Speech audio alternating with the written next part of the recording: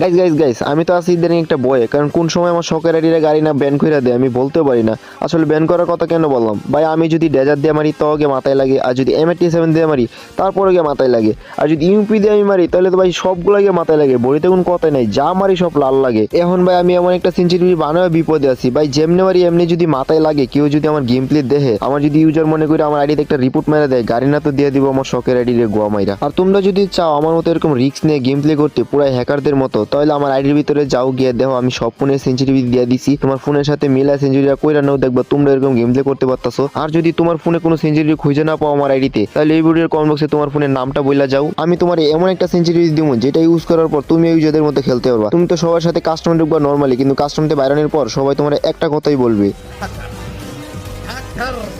هكر يا جماعة، لو انتبهتوا لحركاته هكر.